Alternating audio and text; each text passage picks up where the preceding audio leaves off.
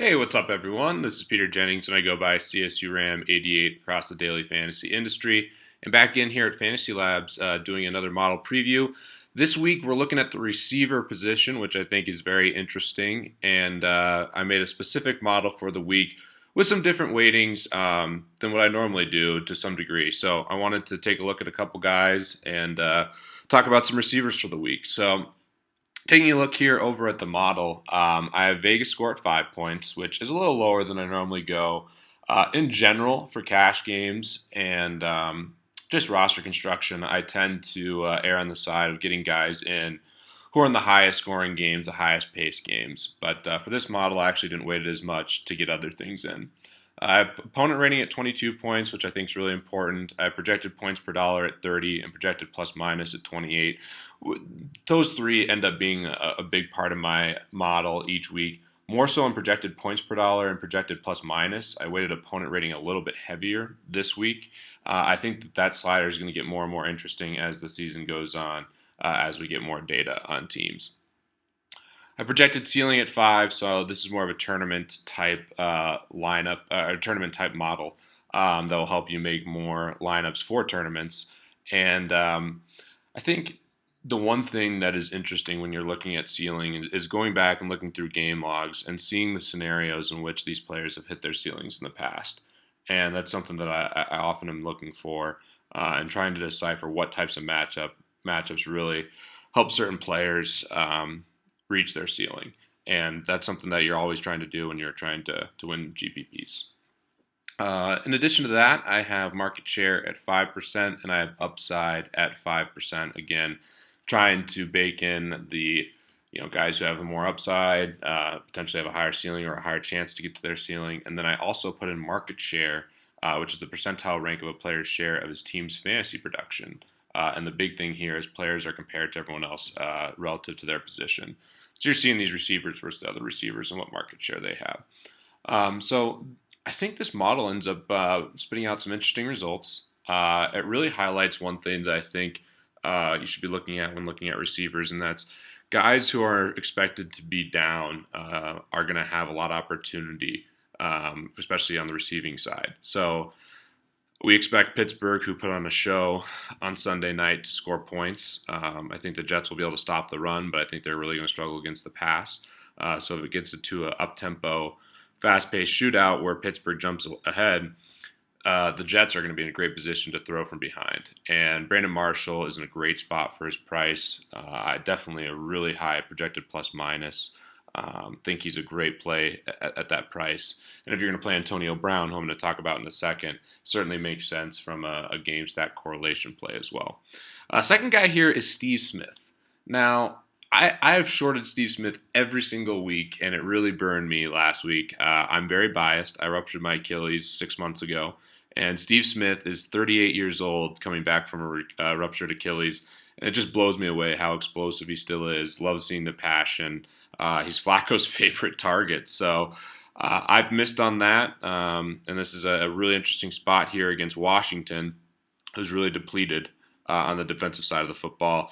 We'll see what Norman does. I haven't really looked into that as much yet, but Norman has been a good corner so far. That's the only concern, but the rest of the defense for Washington is bad. Then we have Quincy Enunwa stepping in the Jet spot, same situation as Brandon Marshall. But the nice thing here is he's going to be filling in for Eric Decker, who I believe will be going to the IR. The shoulder, the rotator cuff's a big deal, which is sad. But he's getting a ton of targets and certainly sets up well to have a nice game in this spot. A play that I certainly will have a lot of exposure to in tournaments and a lot of exposure to in cash games, I believe. There's a couple other value receivers, but Enunwa definitely stands out as a receiver who's a viable cash game play. Antonio Brown, best receiver in football. This is an incredible spot for Antonio. He's 9,800. It's just hard to figure out how to get him in, I guess, in certain lineups if you want other studs. But for me, he's going to be one of the first studs in. And he's in a great spot here. Darrelle Revis is not an elite corner by any means. In fact, it might be a plus matchup now. And Antonio Brown can't get shut down by really anyone. I think he is the number one receiver in the league, and Big Ben is always looking to him, and he would have had a huge game if Pittsburgh wasn't just crushing on Sunday night. So Antonio Brown, borderline lock in all formats. Tavon Austin, my guy, who dropped, or not dropped, he actually made a really good catch on it, but it grazed the ground on like a 50-yard pass. But he is a guy who's getting targets, definitely upside. Not sure he should be rated this high in miles. Definitely not a guy you can play in cash. Did have a nice game against the Bucks, but yeah, the targets are there. The other stats are really bad. He's just a short receiver. We'll see. This is a really good spot for the Rams. I'm definitely going to have him as a double dip with the Rams D. So that's all I'll have exposure to him is in tournaments. But certainly, I don't. In this model, it's more of a tournament model, so I don't mind seeing him as high. But in cash games, he's a really risky choice. Sammy Coates on Pittsburgh. You can see basically a full game stacks up there, so that's interesting. Julian Edelman, who with Tom Brady back has been just incredible with him over the last couple of years. Great spot against Cleveland. Patriots huge favorites. Jordy Nelson, love him. Giants secondary could be beat up. Think it's a great spot. Jordy Nelson has looked like the Jordy Nelson of old, and Aaron Rodgers, he's going to find him. So that's a great spot for Jordy.